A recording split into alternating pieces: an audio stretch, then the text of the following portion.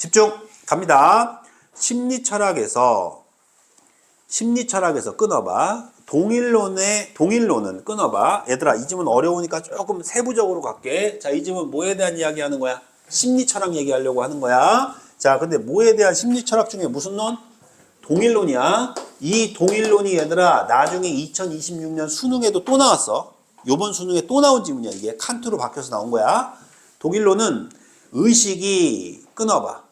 뇌의 물질적 상태와 동일하다고 본다. 자, 그리고 나서 가만히 들어봐. 동일론이 뭐냐면 의식이 무엇과 동일하다? 뇌의 상태와 동일하다. 근데 뇌를 여러분 오른쪽에다 뭐라고 썼냐면 물질이라고 쓴 거야. 그치? 칠판 좀 봐. 칠판 좀 봐. 이 문장 하나만 가지고 가는 거야. 이 글에는 이 문장 하나가 전체야. 이거 하나 이해시키려고 쓴 거야. 자, 봐. 의식이 무엇과 같다고? 뇌와 같다고. 그지? 그럼 같네? 그러니까 무슨 논이야? 동일론인 거야. 그러니까 얘들아 잘 들어. 어떤 단어는 그냥 쓰는 게 아니고 그 단어 자체가 의미를 갖고 있는 거야, 얘들아. 쌤말 무슨 말인지 이해 갔어, 얘들아? 예를 들어서 책상이야. 그러면 여기에다 뭘 올려놔야 되겠니? 책을 올려놓으라는 뜻이야. 맞지? 이게 밥상이야. 그럼 여기다 뭘 올려놓으라는 거야? 그렇지, 밥을 올려놓으라는 거야. 그러니까 결과적으로 그 단어는 이미 의미를 가지고 있는 거야. 이해되지? 그러니까 동일론이라는 단어 자체가 이걸 보는 순간 납득이 되는 이유가 얘와 얘가 같다는 걸 한마디로 뭐라고 표현한 거야? 동일론이라고 표현한 거야. 그럼 만약에 얘랑 얘가 다르다 그러면 동일론이니까 상충론이니까 상충론 또는 이질론이라고 하겠지. 이해돼? 그러니까 이 단어 자체를 가지고 생각할 줄 알아야 돼. 선생님 말 무슨 말인지 알겠지? 그러니까 문장을 절대 빨리 읽으면 안 돼. 이걸 안 하면 얘들아 선생님 봐봐. 아, 또 흥분했다. 미안해. 천천히 할게. 기분 좋아서 그래. 그러니까 무슨 얘기냐면 봐. 이거를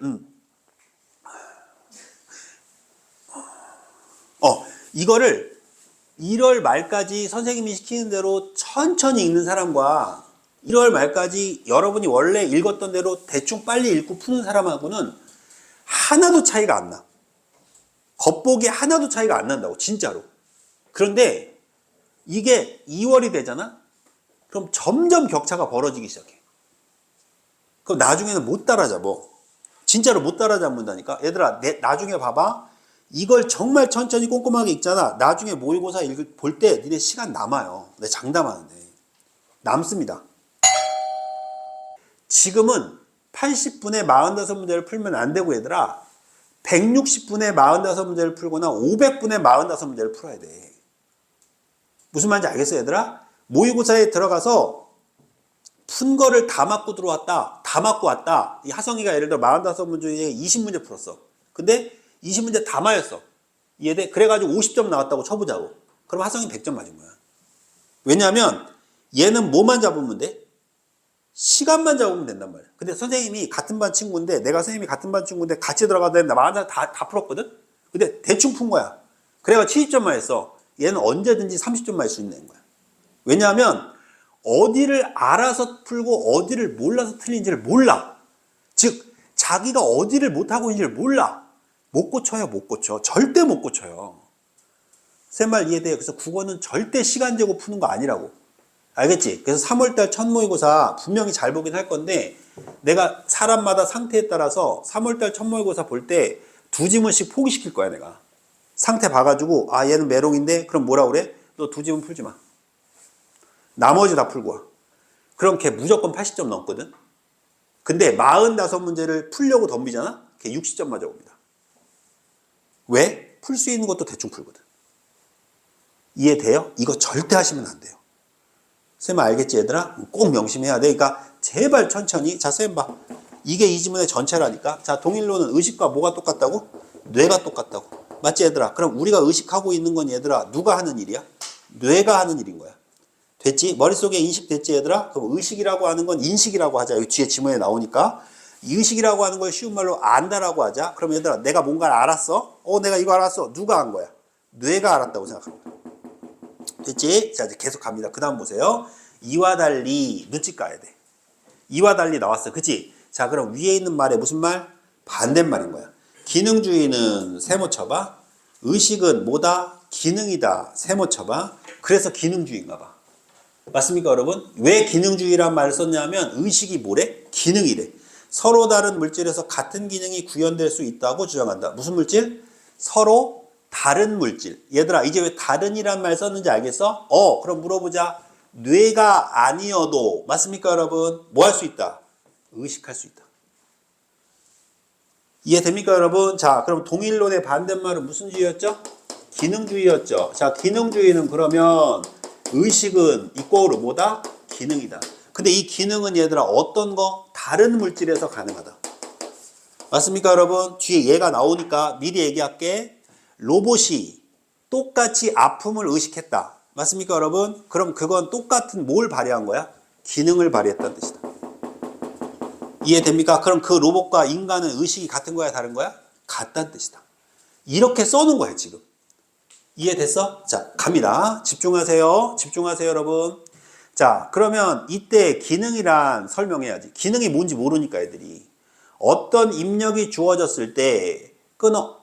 특정한 출력을 내놓는 함수적 역할로 정의되며 끊어. 자, 그럼 입력이 있으면 뭐가 있는 거야? 출력이 있는 거야. 그럼 입력이 있을 때 출력이 있는데 그게 같은 출력이야. 맞습니까, 여러분? 그럼 기능이 뭐 한 거야? 같은 거예요. 이해됩니까? 함수적 역할의 일치는 입력과 출력의 쌍이 일치함을 의미한다. 예를 드는 거야. 실리콘 칩으로 구성된 로봇이 찔림이라는 입력에 대해, 입력 보이시죠? 고통이라는 출력을 만약에 내놓았다면 로봇과 우리, 즉 인간은 같은 의식을 가진다는 것이다. 이해됩니까, 여러분? 자, 정리합시다. 그럼 물어볼게요. 기능주의에서 여러분 의식은 뭡니까? 기능이죠. 그럼 이 기능은 뭐죠? 함수죠. 맞습니까? 그럼 함수가 뭐죠? 입력과 출력이죠. 그럼 입력과 출력이 뭐 하기만 하면? 같기만 하면 그것은 같은 의식을 갖고 있는 것이다. 이해됩니까? 그럼 로봇도 인간과 뭐하다? 같다라는 뜻이 되어버리는 거죠. 이게 무슨 주의다? 기능주의다. 이렇게 읽었는지 점검해야 돼. 이해되지? 문제 백날 풀어도 소용없다고. 이렇게 읽었는지 점검하면 그 다음부터 글이 쉬워져. 근데 이렇게 읽지 않으면 그 다음부터 글이 꼬여. 왜? 정보가 점점 많아져. 정리가 안 되니까 정보가 다 날아다녀. 이해돼? 이게 쌓여야 되거든, 차곡차곡. 이 정보가 여기 거구나, 이 정보가 여기 거구나, 이렇게 쌓여야 되는데 이게 쌓이는 게 아니라 얘 거 다 따로 다니는 거야. 그럼 읽을수록 뭐가 많아져? 정보가 많아지니까 미치겠는 거야. 이해가 하나도 안 되는 거야. 무슨 말인지 제가 너희도 그런 경험 해봤잖아. 읽다가 에라 모르겠다. 그리고 대충 읽은 다음에 문제 풀 때 열심히 찾아다녔지, 이렇게. 이건 어디 있나? 이건 어디 있나? 어디에 꼭꼭 숨었나? 종치는 거야. 무슨 말인지 알겠지? 요 훈련을 해야 돼. 여러분 아시겠죠, 여러분? 그래서 요거 그냥 여담인데 어렸을 때 책 많이 읽은 애가 국어를 빨리 한다는 게 그래서 그런 거야. 걔들은 글자를 읽으면서 본능적으로 같은 단어라는 걸 자꾸 인식을 하는 거야. 그러니까 당연히 빠르지. 그런데 봐. 책을 많이 읽었어도 이런 식의 훈련을 하지 않으면 효과를 발휘하기가 어려울까 쉬울까? 어려워요. 왜냐하면 이건 얘들아 시험을 보기 위한 지문이잖아. 이해돼? 규격이 있다고. 그 규격화된 상태에서 지문을 읽는 거라고. 쌤 말 무슨 말인지 알겠지? 그걸 꼭 명심해야 돼. 자, 첫 번째 단락 정리됐으면 이제부터는 빨리 갑니다. 이처럼 기능주의는 의식을 구현하는 물질이 무엇인지는 뭐하지 않다? 중요하지 않은 거야. 야, 민준아 집중해야 돼. 그럼 의식을 구현하는 물질은 왜 안 중요하지? 함수 관계만 똑같으면 돼. 그럼 함수, 입력과 출력만 똑같으면 다 똑같은 뭐야? 의식을 가지고 있는 거야. 정리됐습니까, 여러분? 네, 갑니다. 설은 기능주의를 반박 동그라미. 오케이, 나왔다 얘들아. 그럼 설은 뭐 할까? 기능주의를 반박했네. 그럼 기능주의가 한 말이 뭘까? 기능이 같으면 뭐가 같다? 의식이 같다. 맞습니까? 이걸 반박했다는 거야. 그럼 물어보자. 기능이 같아도 의식은 같을 수 없다라고 썼겠죠. 이해됩니까? 자, 가볼게요. 설의 기능주의에 반박하고 사고 실험을 제시합니다. 중국어 방 안에 중국어를 모르는 한 사람이 있다고 칩시다. 함수입니다. 그는 중국어로 입력이 들어오면 입력이란 단어가 눈에 확 들어와야 돼. 이해돼? 입력이 들어오면 정해진 규칙에 따라 중국어로 된 출력을 내는 출력이 눈에 확 들어와야 돼. 내 말 무슨 말인지 알겠니, 얘들아? 자, 그런데 설에 의하면 방 안의 사람은 중국어 사용자와 함수적 역할은 같지만, 맞지? 입력과 출력이 뭐해? 똑같다 이 말이야. 쌤 말 이해돼? 그러면 쌤 봐. 중국어를 아는 것은 아니다. 이게 중요한 거야. 쉽게 말하면 쌤 봐봐. 내가 그 방에 들어갔는데 입력이 중국어로 들어오니까 출력을 중국어로 할 수밖에 없게 만들어 놓은 거야, 규칙을. 그래서 중국어를 모르지만 중국어로 말했어. 근데 그게 중국어를 할 줄 아는 거냐고. 아니라고. 무슨 말인지 얘가? 미국 애가 한국어 방에 들어가서 입력을 한국어로 하니까 출력을 한국어로 하는 규격 안에 시스템으로 들어가 있는 거야. 한국어는 하나도 모르는데 그 안에 한국어밖에 없어서 출력을 한국어로만 내보내야 돼. 이해돼? 그럼 걔가 한국인이냐고? 아니라고. 즉 입력과 출력이 같아도 의식은 같지 않다. 납득돼 얘들아? 여기서 대부분의 친구들이 망가졌을 거야. 세 번째 지문을 읽을 때 여기서부터 납득이 안 됐을 거야. 이거는 첫 번째 단락이 정리가 안 된 상태로 들어온 거야. 쌤 말 무슨 말인지 알겠지 얘들아? 이래서 발부라는 거야, 글을. 자, 그 다음 봐봐. 중국어를 아는 것은 아니다. 기능이 같으면서 의식은 뭐하다? 다른 거예요. 이해되죠? 그럼 기능이 같다는 거 무슨 관계가 같은 거야? 함수 관계는 같지만, 맞죠 여러분? 뭐는 달라? 의식은 다른 거야. 자, 그럼 세 번째는 얘들아, 얘를 또 깐 뭐가 나온 거지? 설이 나온 거야. 됐죠? 그럼 얘들아, 의식과 뭐는 같지 않다? 기능은 같지 않다. 맞습니까? 정리되셨죠? 칠판 좀 봐봐. 칠판 좀 봐봐. 어떻게 흘러가는지 보이지 이제? 동일로는 의식이 뭐다? 뇌다. 그럼 얘들아, 의식은 누구만 할 수 있어? 인간만 할 수 있다고 본 거야. 로봇은 할 수가 없는 거야. 왜? 로봇은 뇌가 없으니까. 됐니? 자, 두 번째. 아니야. 기능이 같아. 즉 입력값과 출력값이 똑같아. 그럼 이건 뭘 갖고 있다는 뜻이야? 의식 갖고 있다는 뜻이야. 됐어? 얘들아, 이제 이걸 읽을 때 너희들이 지금 왜 그 표정인지 납득이 돼. 내 삶과 아무런 관계가 없어 보이잖아. 관심 없는 거 알아 얘들아. 근데 들어봐. 너희들이 만약에 변호사가 되고 싶어. 꿈이 변호사야. 그럼 변호사가 되려면 전문 변호인이 있는 법전을 해석해야 돼, 안 해야 돼?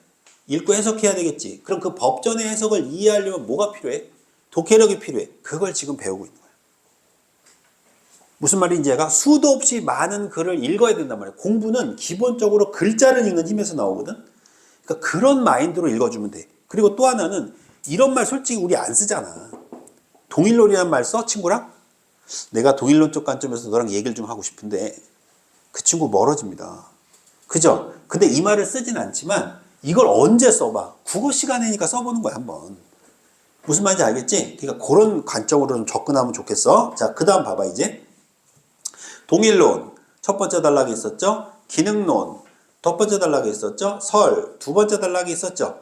이런 모든 의식에 대한 논의를 의식을 구현하는 몸의 내부로만 한정하고 있다. 내부에다 동그라미 빵 치죠. 그러더니 얘를 세 개를 묶네?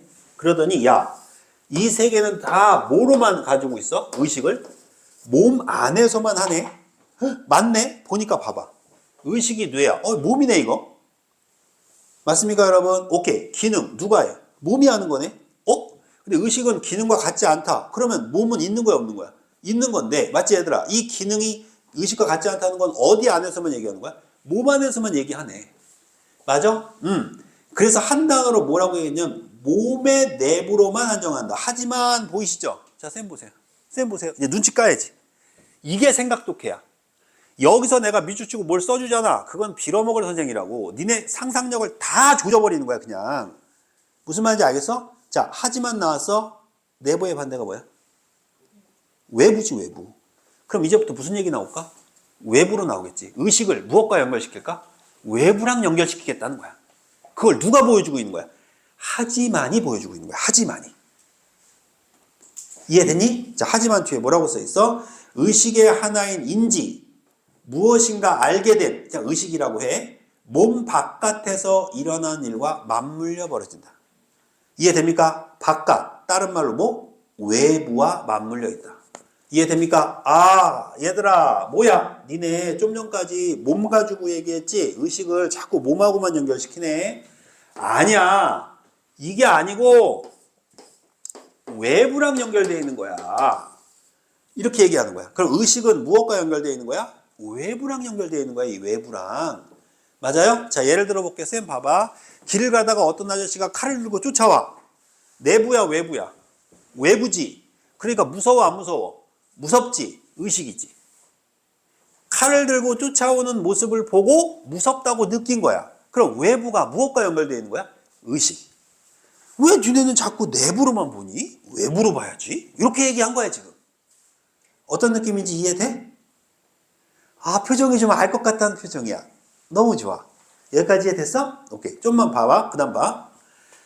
기억나지 않는 정보를 노트북, 다른 말로 바꿔봐. 노트북 바꿀 수 있으면 진짜 잘하는 거야.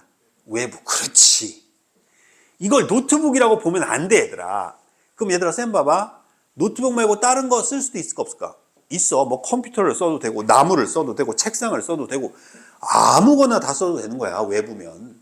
이해돼? 노트북에 저장된 파일을 열람하여, 즉 외부와 뭐 된 거죠?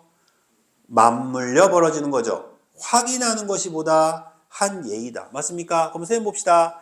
기억이 안 나요. 의식이 있어요, 없어요? 아, 없어요. 노트북을 보는 순간 기억이 나요. 그럼 누구 때문에 기억이 떠오른 거야? 외부 때문에.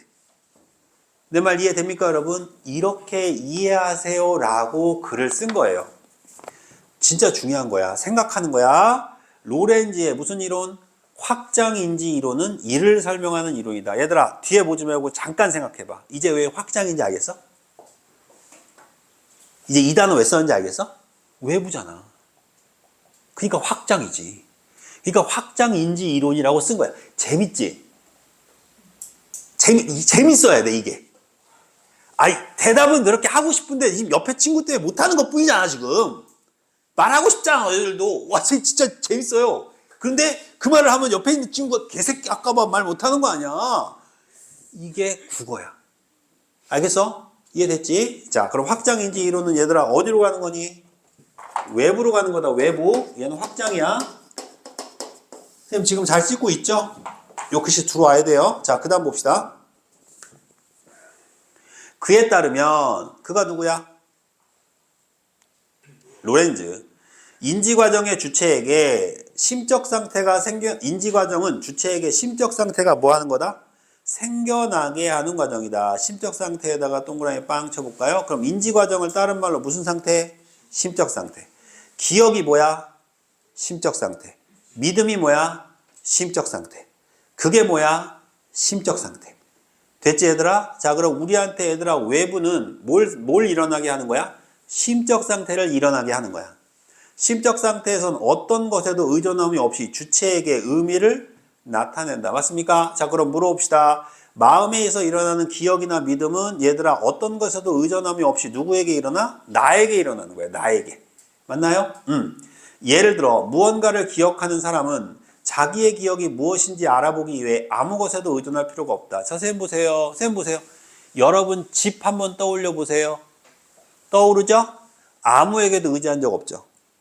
여러분의 머릿속에 지금 떠오르는 기억은 아무것도 의지하지 않고 떠올린 기억이라고요. 이해됩니까, 여러분? 그런데 이와 달리, 자, 보였다 얘들아. 무슨 달리? 이와 달리 파생적 상태는 동그라미 나왔다. 그럼 이와 달리니까 얘들아 이건 의존해야 돼, 안 해야 돼? 의존해야지. 의존할 필요가 없다라는 말 뒤에 이와 달리라는 말로 시작됐잖니. 그럼 파생적 상태는 뭐야? 주체의 해석에 의존해서만 또는 사회적 합의에 의존해서만 의미를 나타내는 상태다. 맞아요? 그럼 얘들아 심적 상태와 파생적 상태의 차이점을 말해봐. 의존하지 않으면 심적 상태, 의존하면 파생적 상태다 이 얘기야. 쌤 말 이해돼요, 여러분? 자, 그럼 물어볼게요. 쌤 보세요. 금강산 떠올려 보세요. 안 떠오르죠? 왜죠? 본 적이 없으니까. 자, 그러면 기억을 떠올릴 수 없는 심적 상태죠. 심적 상태가 안 떠오르죠? 자, 그럼 무슨적 상태로 만들어야 돼? 파생적 상태를 봐야 심적 상태가 떠오르겠죠. 그래서 여러분들한테 금강산 사진을 보여주는 거예요. 얘들아, 이게 금강산이야. 이게 금강산이다. 됐니, 얘들아? 자, 그러면 의존해야만 떠올릴 수 있죠. 맞습니까, 여러분? 자, 그럼 이건 무슨적 상태죠? 파생적 상태가 된다는 거예요. 그럼 여러분의 기억 속에는 그냥 혼자 떠올릴 수 있는 무슨 상태와 심적 상태와 무언가를 의존해야 한다는 무슨 상태? 파생적 상태가 함께 존재한다는 얘기겠죠. 정리됩니까? 네, 읽습니다. 어디까지 했죠? 파생적 상태. 앞에 의해서 노트북에 저장된 정보는 전자적 신호가 나열된 상태로서 파생적 상태이다. 외부란 말이에요. 맞습니까? 주체에 의해 열람된 후에도, 맞죠 여러분? 주체에 의해 열람됐죠? 내가 노트북을 봤죠? 노트북의 정보는 여전히 무슨적 상태? 파생적 상태죠. 왜냐하면 바깥에 있는 거니까. 맞습니까? 그런데 열람 후에 주체에게는 뭐가 생겨나죠? 기억이 생겨납니다. 그럼 여러분, 파생적 상태가 무슨 상태로 바뀌는 겁니까? 심적 상태로 바뀌는 거네요, 이게. 맞나요? 맞나요? 계속 갑니다. 로렌즈에게 인지 과정은 파생적 상태가 심적 상태로 변환되는 과정이 아니라, 아니래. 우리는 이런 줄 알았는데, 그지? 이게 아니라 파생적 상태를 조작해서 심적 상태를 생겨나게 하는 거래. 그럼 물어보자. 파생이 심으로 바뀌면 파생은 없어지고 뭘로 바뀌는 거야? 심으로 바뀌는데 그게 아니고 파생 때문에 뭐가 일어나는 거야? 심이 일어난다는 얘기야. 그럼 결과적으로 파생과 심적 상태는 각각 따로따로 존재하는 거야? 아니야. 따로따로 존재한다는 얘기지. 그걸 설명하려고 또 쏘는 거야. 봐봐. 심적 상태가 주체의 몸 외부로 확장되는 것이 아니라, 보이세요 여러분? 보이세요 여러분? 그럼 심적 상태는 얘들아 외부로 나오는 게 아니고 심적 상태를 생겨나게 하는 인지 과정이 확장되는 거야. 자, 쌤 보자. 그럼 물어보자. 머릿속에서 기억이 떠오르지? 마음속에서 기억이 떠오르지? 그럼 이건 몸 외부에서 일어나는 거야? 몸 내부에서 일어나는 거야? 몸 내부에서 일어나는 거야. 그러니까 이건 바깥으로 확장되는 게 아니야. 내부에서 발생하는 거야. 뭐 때문에? 파생적 상태 때문에. 그렇지. 파생적 상태 때문에 무슨 상태가 생기는 거야? 심적 상태가 생기는 거야. 이해돼? 그럼 얘들아, 이거 기가 막히게 썼지? 뭐 내려고? 문제 내려고. 이것 때문에 뒤로 넘겨봐. 뒤로 넘겨봐 얘들아. 14번에 3번 선택지를 이렇게 만든 거야. 이제 느낌 오지? 그러니까 낼 것만 내는 거야. 느낌 올까 안 올까? 느낌 온다고 해도 제발. 느낌 와? 느낌 와? 그래서 17번에 3번 봐봐. 확장인지 이론에 따르면 암실 내 사물에 부딪힌 막대기의 진동이 A의 해석에 의존해서 의미를 나타내는 경우 그 진동의 상태는 진동 상태지. 그럼 물어볼게. 선생님 봐. 진동은 밖에 있는 거지. 맞니? 그럼 파생적 상태겠죠. 그래서 아니겠군이 틀렸던 거야. 이제 어떤 느낌인지 알겠어 얘들아. 그러니까 글을 쓰는 사람은 이걸 이해했는지를 봐야 되거든. 그러니까 밟아 읽는지를 봐야지. 연결했는지를 보는 거야. 그럼 파생적 상태는 외부에 있는 거고 심적 상태는 어디에 있는 거야? 내부에 있는 건데 이 심적 상태 중에서 기억이 안 나는 상태가 있어. 그지? 즉 인지가 안 되는 상태가 있어. 그지? 그럼 그때 뭘 이용해? 파생적 상태를 이용하는 거지. 그걸 이용하는 순간 무슨 상태가 생기는 거야? 심적 상태가 생기는 거지.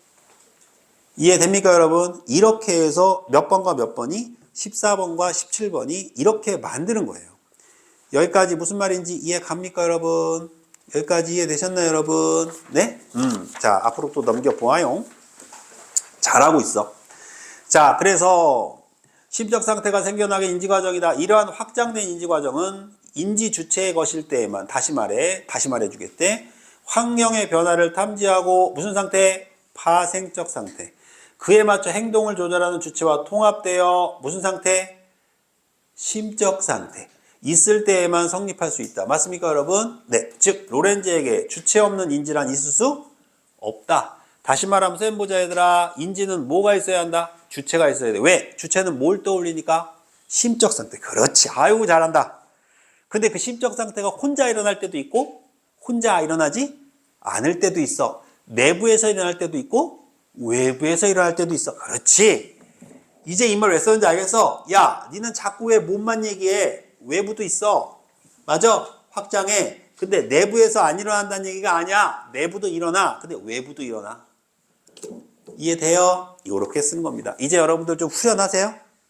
여러분이 지문을 읽을 때 그 막막했던 게 알고 보면 아무것도 아니었던 거야. 이해돼요? 확장인지 이론은 의식의 몸 안에 한정하지 않고 바깥까지 넓혔다. 이제 알겠죠? 그리고 거기 무슨 단어 보여? 의라는 말 보이지? 이제 써먹을 수 있겠지? 왜지 얘들아? 확장인지 이론은 분명히 쓸모가 있니 없니? 있네. 그러니까 의라고 쓴 거야. 배웠으면 써먹어라 이 얘기야. 이해되세요? 그럼 오른쪽에 13번은 얘들아 기능주의를 소개했으니까 기능주의는 무슨 역할? 의식과 함수적 역할을 얘기하는 거니까 1번 아니면 2번이 답이 되겠죠. 왜냐하면 나는 아직 안 읽었으니까 몰라요. 정리됩니까 여러분? 읽어보도록 하겠습니다. 자, 일단 의식에 대한 이야기까지 했죠. 자, 이제 나지문 갑니다. 일반적으로 지각이란, 이 지각이라고 얘기하면 또 여러분들이 뭐라고 그래요? 결석의 반대말 지각 이렇게 생각하는데 큰일 나요. 미안해. 자, 지각이란 읽어도 되죠? 미안해요. 장난친 거예요. 지각이란 몸의 감각기관을 통해 사물에 대해 아는 것을 의미한다. 그럼 몸의 감각기관을 통해 사물에 대해 아는 걸 뭐라고 그래? 지각이라고 하죠. 여러분이 저를 알아보는 이유는 눈이라는 감각기관을 이용해 보고 있기 때문이죠. 맞나요? 자, 계속 갑니다. 이러한 지각을 분석할 때 두 가지 사실에 직면합니다. 그 사물과 내 몸은 물질 세계에 있다. 맞죠? 왜냐하면 물질 세계도 눈에 보여야 되고요. 내 몸도 물질 세계죠. 맞습니까? 여러분, 눈도 물질 세계 아닙니까? 맞죠? 둘째, 그 사물에 대한 나의 의식은 물질 세계가 아니라 다른 세계에 있다. 이게 중요한 거예요. 자, 첫 번째 문장 잘 분석해봐. 아니, 내가 왜 이렇게 서둘러? 자, 쌤 보자. 들어볼게. 나무가 있어. 물질이지. 이걸 눈으로 봐. 감각, 지각이지. 그럼 이게 나무구나 라고 생각하는 건 뭐야? 의식이지. 그럼 얘들아, 여기까지는 무슨 세계니? 물질 세계지. 하지만 의식은 물질 세계가 아니다 이 말이야. 여기까지 납득돼? 첫 번째 단락에 있는 내용을 인지해야 알아야 그 다음이 풀려. 내 말 이해되지? 읽고 또 읽고 또 읽고 또 읽으면서 이게 무슨 말일까를 고민해보는 훈련을 하는데 서론에서 모든 글은 결정난다고 생각하면 돼. 무슨 말인지 알겠지 얘들아? 자, 계속 봐. 즉 같은 말이야. 몸으로서의 나는 사물과 같은 세계에 속하는 동시에 맞지? 그지? 눈은 몸이잖아. 맞지 얘들아? 몸으로서의 나는 분명히 물질 세계와 같은 세계지만 맞죠? 의식으로서 나는 사물과 다른 세계에 있다. 즉 물질이 아니다라는 얘기죠. 여기까지 납득되십니까? 자, 되면 이제부터 풀리는 거야. 자, 이제 이걸 이해합니다. 이에 대해 객관주의 철학의 입장은 두 가지로 나뉩니다. 이걸 가지고 이제 객관주의 철학자가 뭐라고 했나 봐? 1번, 의식을 포함한 모든 것을 물질로 환원했다. 그럼 의식도 뭐라고 본 거야? 물질로 보는 거야. 그래서 의식은 물질에 불과하다고 주장하는 이런 얘기가 있고 2번, 의식을 물질과 구분되는 독자적 실체로 규정함으로써 의식과 물질의 본질적 차이를 주장한다. 의식과 물질은 달라 라고 보는 거야. 이제 납득되지? 그러니까 쌤 봐. 의식이 물질로 볼 거야? 의식을 물질로 안 볼 거야? 이 얘기 했다는 거야. 뭐가? 객관주의 철학이. 알겠지 얘들아? 자, 그럼 물어보자. 너희들 선생님 봐봐. 니네가 시험장에 들어갔어. 어떤 철학자가 나올지 알아 몰라? 그럼 철학자 공부할 거야? 큰일 나요. 스피노자 읽어봐. 미쳐요, 미쳐. 재밌게 한번 읽어보세요. 토 나올걸? 무슨 말인지 알겠어, 얘들아? 그러니까 너희들한테 스피노자 철학 같은 걸 배워오고 읽어오라는 뜻이 아니야. 얘들아, 이런 글들을 소개하는데 너희도 어차피 대학 가면 교양서로 이 정도는 읽어야 되거든? 근데 이거 읽고 이해 못하면 우리 학교에서 공부 못해. 그러니까 대학 가려면 이 정도는 읽을 줄 알아야 돼. 한글을 읽을 줄 알아야 가르쳐 줄 거 아니니? 이 얘기하는 거야, 수능은. 무슨 말인지 알겠어? 자, 계속 갑니다. 계속 갑니다. 의식과, 그 다음, 전자에 의하면, 즉, 의식은 뭐다? 물질이다. 지각은 사물로부터 감각 자극에 따른 주체의 물질적 반응으로 이해되며 너무 당연하죠. 같은 말이라는 거 납득되세요? 후자는 의식은 물질이 아니다야. 지각은 감각된 사물에 대해 주체 의식의 판단으로 이해된다. 그럼 얘들아, 지각은 뭐지? 감각된 사물에 대한 칠판 봐. 나무죠. 감각된 사물, 나무를 맞습니까 여러분? 눈으로 봐서 뭐 하는 거죠 여러분? 거기 뒤에 써 있잖아. 의식으로 판단으로 의식의 판단으로 이해된다. 의식이다. 그럼 이건 물질이 아니다. 됐나요? 같은 말을 풀어 쓴 거야. 정리됐지? 그럼 여기서 여러분 나 질문 던지겠습니다. 쌤 보세요. 여러분 저 보이시죠?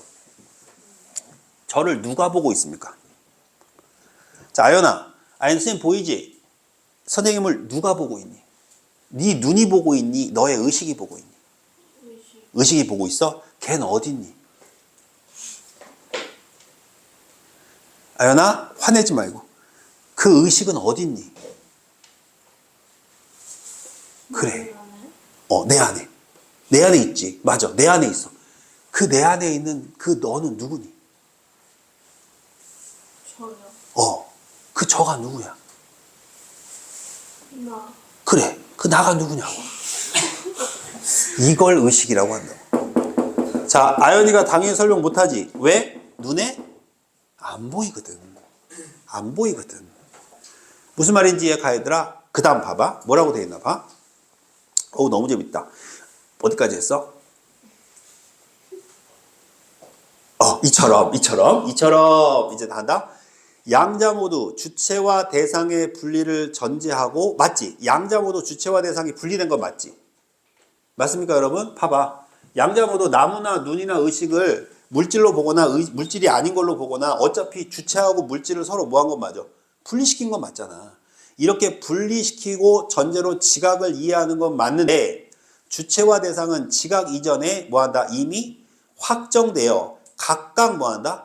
존재한다는 것이다. 그럼 물어보자 얘들아. 여기 보자. 이 주체와 얘는 이미 뭐 되어 있다? 분리되어 있다. 맞아? 자, 나무는 저쪽에 있는 거고 나는 이쪽에 있는 거야. 맞습니까, 여러분? 그럼 서로 이미 뭐 됐다? 분리되어 있는 상태다라고 얘기한 거야. 여기까지는 충분히 상식적으로 납득이 되지. 자, 그런데 이제부터 어마어마한 일이 일어나는 거예요. 자, 이제 그 뒤에 뭐라고 써 있어? 하지만이 써 있죠. 환장하는 거지, 이제. 여기서부터 이제 애들을 연맥이겠다. 출발! 시작한 거야. 이제 얘들아, 상상도 못할 일을 얘기해 줄게. 하면서 하는 거야. 봐봐. 지각은 주체와 대상이 각자로서 존재하기 이전에, 즉 주체와 대상이 뭐 되기 이전에, 분리되어 존재하기 이전에, 이해됩니까, 여러분? 분리되어 존재하기 이전에 나타날 얽힘의 체험이다. 분리가 아니야, 얽힘이야. 이게 아니고 얽힘이야. 잘 봐, 잘 들어봐, 쌤 봐봐. 내가 아연이랑 손을 딱 잡았어. 얽혔지? 그럼 손을 딱 잡는 순간에 내 영역과 아연이의 영역이 딱 구분이 되지. 맞아, 안 맞아? 내가 아연이를 느끼는 그 부분까지가 나고, 아연이가 나를 느끼는 부분까지가 아연이지. 맞아, 안 맞아? 그럼 물어볼게. 여기 봐봐. 자, 들어봐. 나무가 이렇게 있어. 내가 있어. 내가 나무랑 같이 있지. 그러면 나하고 나무의 구분은 어디부터니? 여기부터니? 여기부터일까? 여기? 그러면 어디까지가 나냐 이거야. 주체와 대상이 존재하는데 걔네가 따로 떨어져 있어. 그럼 빈 공간이 생기잖아. 그럼 어디까지가 나를 볼 거야? 나를 어디까지 볼 거야? 내 말 이해돼? 근데 문제는 봐. 손을 딱 맞잡는 순간에 서로의 감각을 느끼기 시작하지. 서로의 감각을 느끼기 시작하는 순간에 그 감각을 느끼는 점까지를 누구로 구분하면 돼? 나로 구분할 수 있다. 즉, 우리가 분리할 수 있는 건 뭐 때문에 가능하다? 얽혀 있기 때문에 가능하다. 자, 읽어볼게. 봐. 예를 들어 다른 사람과 손을 맞닿았을 때 내가 누군가의 손을 만지는 동시에 나의 손 역시 누군가에 의해 만져지죠. 감각하는 것이 동시에 감각되는 것이 되는 얽힘의 순간에 나와 대상은 구분되는 겁니다. 무슨 말인지 이해 갑니까? 쌤 보세요. 출발! 얘들아, 어디부터 출발이야? 여기서부터 출발이야. 발 할 때, 이게 리을 끝날 때 여기서부터 출발이야. 아니면 출발 끝날 때 출발이야. 중간에 할 때 출발이야. 어디부터 출발이야? 구분 못한다 이거야. 그런데 끝이 있는 거야. 그럼 끝과 출발이 얽혀 있어. 맞니 얘들아? 그러면 끝이 끝나는 부분부터 뭘까? 출발이겠지. 분리할 수 있다는 거야. 무슨 말인지 이해가 얘들아? 요 얘기를 하는 거야 지금. 얼마나 멋진 글이니. 이런 걸 수능이라고 하는 거예요. 그 뒤에 뭐라고 써 있어 얘들아? 봐. 지각이라는 얽힘의 작용이 있어야 주체와 대상이 뭐 될 수 있다? 분리될 수 있다. 이제 이 말 돼? 이 말 이해돼? 다시 말해. 또 말한다잖아. 주체와 대상은 지각이 일어난 이후에 비로소 확정된다. 맞습니까? 그렇죠. 얽혀 있다는 지각이 느껴져야 분리가 일어날 수 있는 거죠. 따라서 지각과 감각은 서로 뭐 되지 않는다? 구분되지 않는다. 이해됩니까 여러분? 오케이. 지각은 물질의 반응이나 의식의 판단이 아니라 내 몸의 체험이다. 맞죠 여러분? 우리가 눈으로 보는 건 몸의 체험이죠? 지각은 나의 몸에 의해 이루어진 것이고 지각이 이루어지게 하는 것은 모두 누구다? 나의 몸이다. 그럼 결과적으로 지각은 누구의 역할이야? 몸의 역할이다. 이것 때문에 여러분 13번에 1번 내 몸의 체험이 답이 됐던 겁니다. 납득되셨나요? 네, 뒤로 넘겨보세요. 고생하셨습니다. 14번 풀었고요. 15번 나의 관점에서 기억평가라고 했는데 여러분 기억이 뭔가요? 확장인지과정 맞죠 여러분? 자 그럼 정답은 1번인데 봅시다. 확장된 인지과정이 인지주체의 것일 때에만 성립할 수 있다는 주장은 기억이죠. 맞습니까 여러분? 기억이잖아요. 지각 이전에 확정된 주체를 전제한 것이므로 타당하지 않다. 맞습니까 여러분? 그렇죠. 지각 이전에 확정된 주체를 전제하는 거죠. 그런데 우리는 뭐 할 때에만? 지각할 때에만 느낄 수 있죠. 맞습니까 여러분? 그러므로 정답은 1번. 이게 핵심이었던 거야. 니은의 이유. 얘들아 뭐지? 니은이 뭔데요? 지각은 감각과 서로 구분되지 않는다. 즉 어떻게 되어 있다? 얽혀 있다. 그렇지, 얽혀 있다. 그게 정답 몇 번인데? 2번이 되는 겁니다. 납득되세요? 납득되세요? 자, 17번입니다. 아까 풀었죠? 그쵸? 이건 파생적 상태가 아니다. 풀었고 18번은 정답이 4번입니다.